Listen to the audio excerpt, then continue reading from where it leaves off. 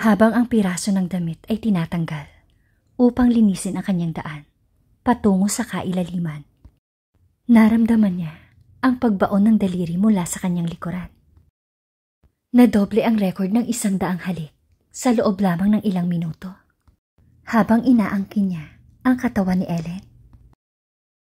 Lahat ng mga lugar na hindi pa ginagalugad ay sinalakay at hindi makapaniwala si Ellen sa ginagawa ng lalaking ito.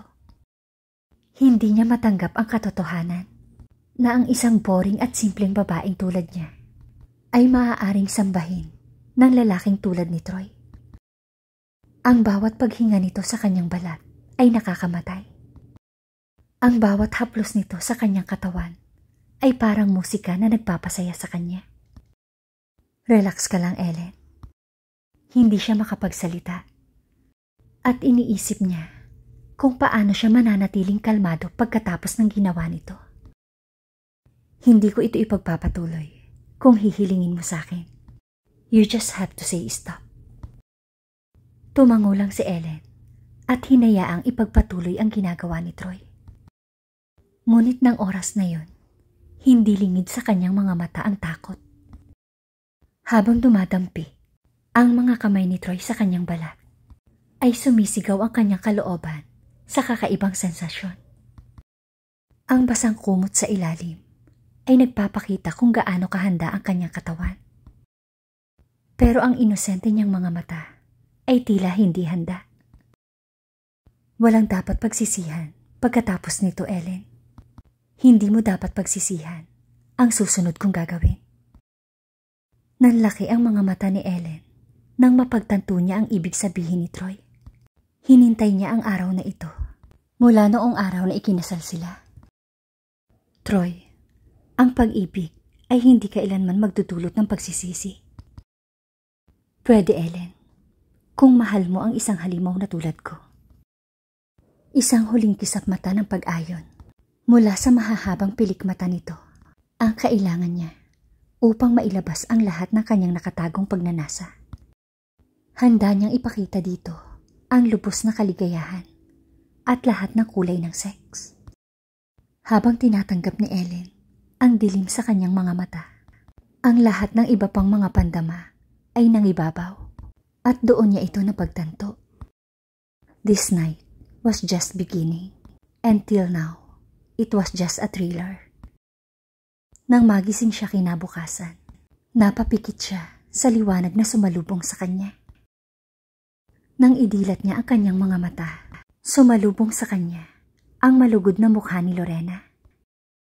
Lorena, anong ginagawa mo dito? Hindi ka pwedeng pumasok ng ganito na lang sa kwarto ko. Sabi ni Ellen habang tinatakpan ang kanyang katawan na nagtatakang nakatingin kay Lorena. Napabuntong hininga si Ellen habang nakatingin sa ibaba na may pamumula sa kanyang mga pisngi. Tiningnan ni Ellen ang ilalim ng comforter at nakita niya ang paborito niyang panjama. Tila nalilito siya ng sandaling yun. Panaginip ba ito? Ngunit nang gumalaw siya ng konti, ay bahagya siyang nakaramdam ng cramp sa kanyang mga paa at basa sa pagitan ng kanyang mga binti. At doon niya napagtanto na hindi pa naginip ang lahat. Ngunit nasaan ito? Nasaan si Troy? Bakas sa boses niya ang konting pagkadismaya. 2:00 na ng hapon, Ellen. May court meeting siya ng 11. Napakahalaga ng meeting na yun. Dahil ngayon ang huling deklarasyon ng huling kaso. Nagulat si Ellen sa sinabi ni Lorena. Nanalo ba siya sa kaso? Ang katahimikan ni Lorena ay nabasa ni Ellen. Gusto niyang makita si Troy. Gusto niya itong makasama sa mga oras na ito. Kinuha niya ang kobrekama at dali-dali siyang nagpunta sa banyo. Huwag kang basta padalos-dalos, Ellen. Bigyan mo siya ng oras. Huwag kang mag-alala. Babalikan ka niya. Hindi, Lorena. Hindi mo siya nakita kagabi. Sobra siyang nawasak at pilit niyang itinatago ang lahat. Ngunit nakita ko iyon. Ellen, wala siya dito. Umalis siya kaagad pagkatapos ng hatol. Anong ibig mong sabihin na umalis siya? Saan siya pumunta? Hindi ko alam. Ginugol ni Ellen ang kanyang buong araw sa pag-aalala. Gabi na nang makauwi si Troy. Nang makita ni Ellen si Troy, hindi na siya nag-aksaya pa ng 1 segundo. Agad siyang lumapit dito at yumakap ng mahigpit. Ngunit nakatayo lang si Troy doon na parang estatwa. Hindi ito gumanti ng yakap at hindi rin ito nilingon si Ellen. Naamoy ni Ellen ang alak mula sa damit nito. Ngunit ang pagbalik nito ng ligtas ang nagpapanatag sa kanyang kalooban. Tinitigan niya ito sa mga mata, ngunit iniwasan lamang nito ang mga titig niya. Troy, saan ka nagpunta? Ilang beses ka bang mawawala ng ganito? Hindi sumagot si Troy. Hindi niya pinansin ang nagsusumamong mga mata nito. Gabi na, matulog ka na. Yun lamang ang mga salitang nasambit niya nang pumasok siya sa guest room at padabog na isinara ang pinto sa mukha nito. Gulat na sinuntok ni Ellen ang pinto gamit ang kanyang mga kamao. Troy, wag kang ganyan. Kausapin mo ko, please. Magiging maayos ang pakiramdam ko kapag kinausap mo ako. Patuloy siyang nagsalita hanggang sa mapagod at dumaos-dos pababa ng pinto. Troy, please, buksan mo ang pinto. Bumaba ang boses niya habang nanunuot ang kanyang lalamunan sa bawat salitang binibitawan niya. Ang kanyang mga mata ay bumagsak sa pagod. Napasandal siya sa pinto para kumuha ng suporta. Sa gulat niya, bigla nitong binuksan ang pinto. Ang sabi ko, matulog ka na. Hindi ka ba nakakaintindi ng simpleng salita? Napangiti si Ellen nang makitang kinakausap siya nito sa nakagawi ang ugali. Bakit hindi mo ako ginising kaninang umaga? Tinalikuran nito ang tanong niya at tinanggal ang suot na sando. Late na tayong natulog kagabi. Pagod ka. Ang pagbanggit ni Troy ng gabi ay nakapagpamula sa pisngi ni Ellen. Salamat nga pala, Troy. Salamat saan? Tanong nito habang nakatalikod pa rin sa kanya. Salamat sa lahat at sa banayad mong kilos nang gawin natin ito kagabi. Hindi sumagot si Troy at naisip ni Ellen na mali ang sinabi niya. I'm sorry, hindi ko alam ang sinasabi ko. Nauutal niyang sabi habang nag-aapoy ang pisngi. Hindi na ito pwedeng mangyari ulit. Ang mga salita ni Troy ay diretsyong tumusok sa puso ni Ellen. Ano ang ibig mong sabihin? Nagawa niyang itanong habang nanginginig ang kanyang boses. Lumingon sa kanya si Troy at nakita niya ang lamig sa mga mata nito. Ang ekspresyon ng mukha nito ay bumalik sa orihinal. Hindi ako nagsisisi sa ginawa natin. I had your approval, kaya wala akong dapat ipag-alala. I'm sorry, pero hindi pwede. Naikuyom ni Ellen ang kanyang mga kamao habang nakatitig sa mga mata nito. Ang ibig mo bang sabihin ay pinaglaruan mo ako na parang isang laruan? Itatapon mo lang ba ako? Ibibilang mo lang ba ako sa mga naging babae mo? Ako ang iyong legal na asawa. For God's sake, Troy. Hinaan mo ang boses mo. Huwag mong simulan ang drama mo ngayon. Drama? Yun ba ang tingin nito sa emosyon niya? Nagdadrama lang ba siya sa paningin nito? Bakit ka nagkakaganyan, Troy? Ano bang kasalanan ko? Hindi kita kayang mahalin. But still, you are here, standing in front of me, giving me all the reasons to fuck you again. Napabuka ang bibig ni Ellen sa pagkagulat. Hindi niya lubos maisip ang sinabi ni Troy. Hindi tayo magkasintahan, Ellen. Pareho lang tayong parte ng isang kontrata. Sa sandaling matapos ang ating termino, iiwan mo na ako magpakailanman. Nabasa ng luha ang mga mata ni Ellen nang pumasok ang katotohanan. Maaaring ito ay mukhang isang panaginip sa ngayon, ngunit sa lalong madaling panahon ay magigising ka sa katotohanan. Mark my words, Ellen. Walang yayakap sa iyo para punasan ang iyong mga luha. Walang magpapakain sa walang laman mong sigmura at sasabihin ito sa iyo.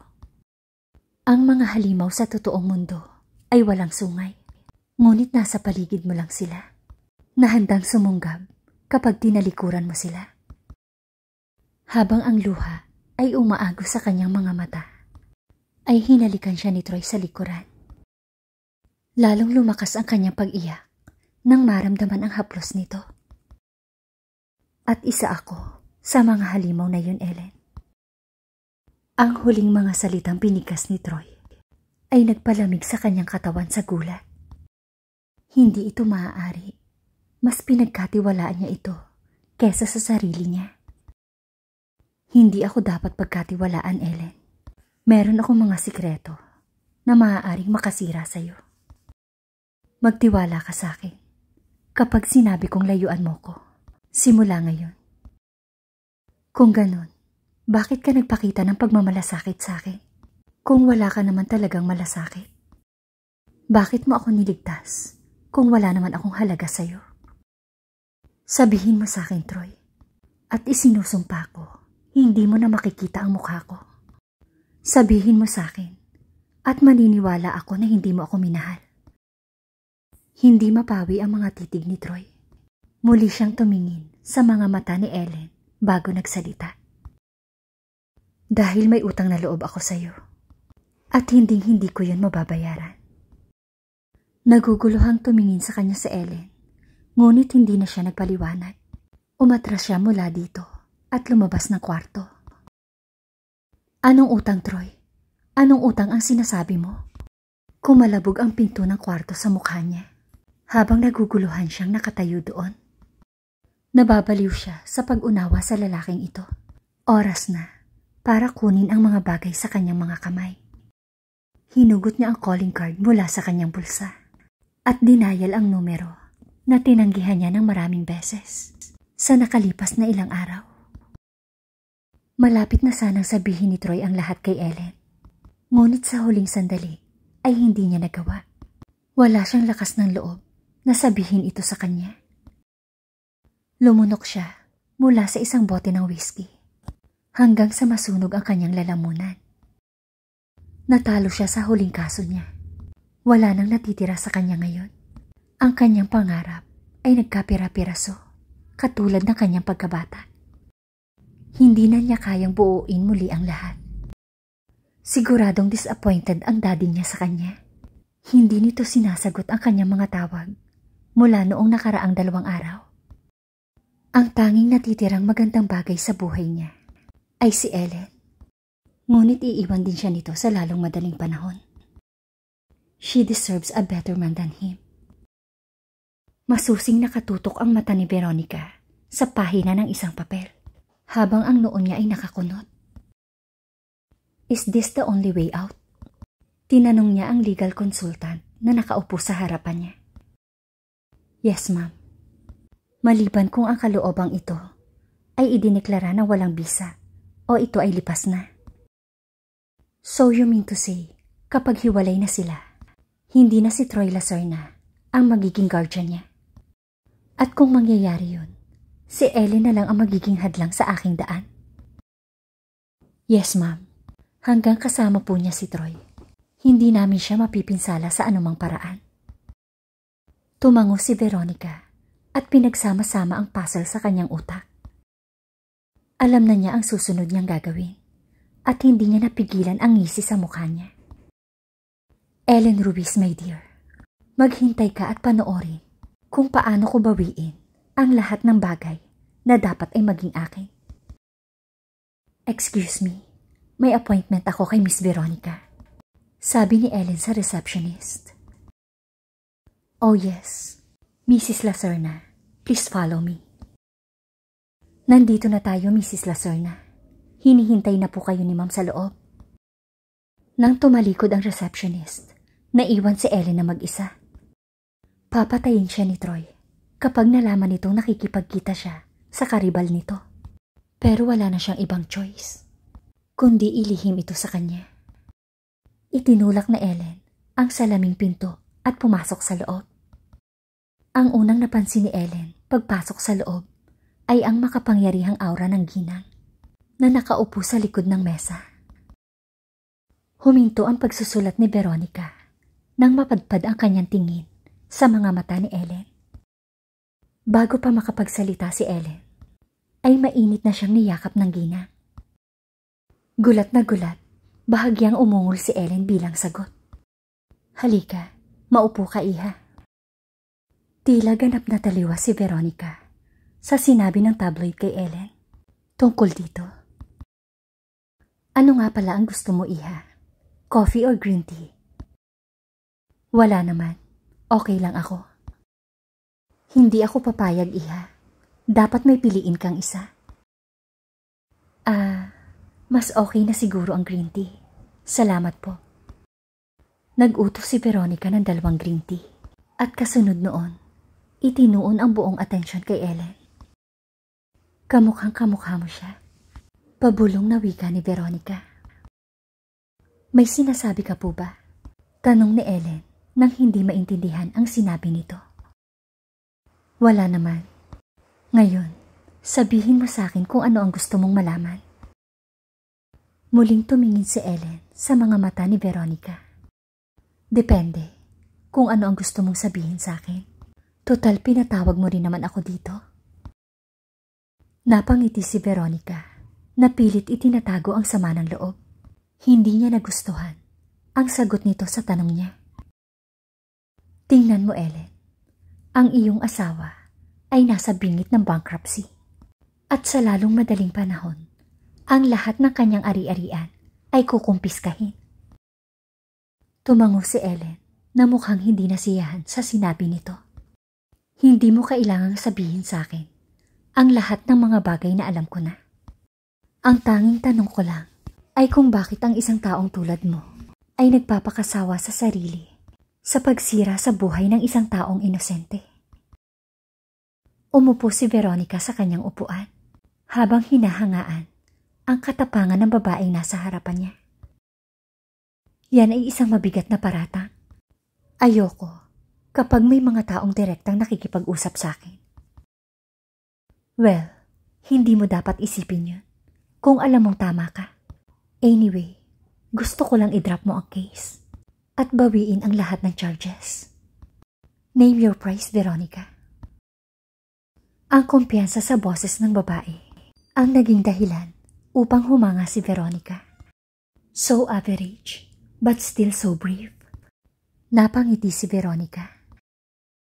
Nakakatuwang manggaling ito sa isang tao na hindi alam kung paano siya ginagamit ng lahat. Excuse me, naguguluhang tanong ni Ellen. Oh Ellen, my dear, napaka-inosente mo. Kinasusuklaman ko silang lahat sa paggamit nila sa'yo. Isinusumpa ko na ibabagsak ko silang lahat sa paggawa nito sa'yo. Anong ibig mong sabihin, Veronica? Lumapit sa kanya si Veronica na may luha sa mga mata. Ako ang tita mo, Ellen. I'm sorry dahil hindi ako nakapunta sa iyo noon. Ikinalulungkot kong hinayaan kang mabuhay na kasama ang mga halimaw na yon. Iniiwas ni Ellen ang kanyang ulo mula dito. Hindi siya naniniwala sa sinasabi ng babaeng ito. Anong sinasabi mo? Walang kapatid ang mami ko. Wala akong mga tita. Nagkakamali ka. Hay nako, ang dami nilang tinatagong sikreto sa'yo. Hindi ko ito inaasahan mula kay David. I guess isa na lang siyang puppet sa kamay ng second wife niya ngayon. Ikalawang asawa. Nagkakamali ka. Si Ana Tuason Ruiz, ang biological mother mo. Ang unang asawa ni David at nag-iisang kapatid ko. Mahal na mahal niya ang daddy mo. Pero kahit 5 taon na silang nagsasama, ay wala pa silang anak. Ngunit lingid sa kaalaman ng mami mo na ang walang hiya niyang asawa ay nagpapainit sa katawan ng ibang babae. Sina Tomas at Rose ang mga anak niya sa likod ng iyong ina. Hindi kailanman pinagdudahan ni Ana si David. Ngunit paano nagawa ni David na paglaruan ang puso ng aking inosenteng kapatid? And then finally nangyari ka, after 5 years of their marriage. Naging maayos ang lahat, hanggang sa araw na 1 taon ka na. Naalala ko pa rin ito, na parang kahapon lang nangyari. Ang kataksilan ng iyong ama ay bumalot sa mga mata ng iyong ina. Lalo na nang malaman niya ang aktwal na motibo ng iyong ama. Galit na galit si Ana sa ama mo. Isinama ka niya at nagmaneho na gulong-gulo ang utak hanggang sa mangyari ang aksidente. Binaybay ni Veronica ang maliit na peklat sa noo ni Ellen. Nakaligtas ka. Itong peklat mo sa noo, nakuha mo ito nung araw na yon. Ngunit ang iyong ina ay namatay sa mga pinsalang natamo niya. Ang puso ni Ellen ay tumangging paniwalaan ang lahat ng ito. Ngunit ang kanyang utak ay pinagsama-sama ang lahat ng mga tuldok. Alam kong hindi ka naniniwala sa akin, Ellen. Kung tutuusin, karibal ang tingin mo sa akin. Pero may dahilan ako, Ellen. Meron akong dahilan para saktan ang lahat ng nanakit sa aking kapatid at sa iyo ngayon. Iniiling ni Ellen ang kanyang ulo bilang sagot. Ang daddy ko, mahal niya ako. Inilabas ni Veronica ang isang larawan mula sa kanyang drawer at inilagay sa kandungan ni Ellen. Kami ni Ana, noong teenager pa kami. Hindi makapaniwala si Ellen sa kanyang nakikita. Mukhang nandoon siya sa picture na yun. Hindi maaari. Ngunit napakaraming pagkakahawig at hindi maaari na ito ay isang pagkakataon lamang. Hindi ba replika ka ng iyong ina, Ellen? Ngayon alam mo na kung ano ang nararamdaman ko nung nakita kita. Nanginig ang larawan sa mga kamay ni Ellen at dumapo ang patak ng luha sa mukha ng kanyang ina. Alam kong nagtataka ka kung bakit hindi kita hinanap noon. Pero maniwala ka, Ellen. Ang buong akala ko ay namatay ka sa aksidente nung gabing yun. Tiniyak ni David na itago ka sa lahat. Ang akala ko ay ikaw ang pangatlong anak niya sa kanyang pangalawang asawa. Hindi ko alam na anak ka pala ng kapatid ko at kadugo ko. Kung ganon, bakit mo hinahabol si Troy? Wala siyang papel dito. Bakit mo siya sinisira? Napasigaw si Ellen sa pagkadismaya, habang si Veronica ay napabuntong hininga. Mahal mo ba siya? Natahimik si Ellen nang tumaas ang boses ni Veronica. Hindi mo siya kayang mahalin, Ellen. Walang lalaking dapat pagkatiwalaan, lalo na siya. Hindi ko alam. Ang gusto ko lang ay bawiin mo ang kaso. Hindi niya deserve ang alinman sa mga ito. Please, Veronica. Ellen, huwag kang magmakaawa para sa lalaking yan. Kung alam mo lang kung paano kanya ginamit. Hindi na napigilan ni Ellen ang mga luhang iyon. Napakatanga mo, Ellen. Seriously, sa tingin mo ba pakakasalan ka niya nang walang anumang motibo? No offense, ngunit hindi ka kagandahang babae na maaaring magpaluhod sa isang lalaki. Bakit ikaw at hindi si Rose? Mas bagay siya kay Troy kung tutuusin. Bakit kanya pakakasalan kung hindi ka naman kaakit-akit para sa kanya? Mag-isip kang mabuti, Ellen. Bahagyang natahimik si Ellen. Ang aming ama ay hindi ordinaryong tao, Ellen. Si Arnold Tuason. Siya ang lolo mo, ang taong sinasamba para sa kanyang mga tagumpay. Ang halaga ng kinita at kinita niya sa kanyang buhay ay pinangarap lang na karamihan. Pagkatapos ng kanyang kamatayan, ang kalooban ay magsasaad na ikaw ang magiging tagapagmana ng lahat na meron siya. Pagkatapos ng iyong ina. At ang tanging dahilan kung bakit pinakasalan ng iyong ama ang iyong ina ay upang makuha ang kanyang mga ari-arian. At iyon din ang dahilan kung bakit kanya kasama sa loob ng maraming taon. Ngunit pagkatapos ay dumating si Troy, ang legal mong asawa, na siyang tagapag-alaga ng lahat ng iyong ari-arian. Hanggang sa ikaw ay umabot sa edad na 24. Pinakasalan ka lang niya dahil sa pera mo, Ellen. Wala nang iba. At kapag nakuha na niya, itatapon ka niya na parang basura. Gumagamit lang ng tao ang mga matatalinong tulad niya. Gagamitin ka niya, Ellen. Gagamitin ka niya bilang kasangkapan para kunin ang lahat sa iyo. Hindi na ako magtataka kung mabuntis ka niya at hiwalayan ka. Total magiging kanya ang bata at lahat ng ari-arian mo ay ililipat sa anak mo.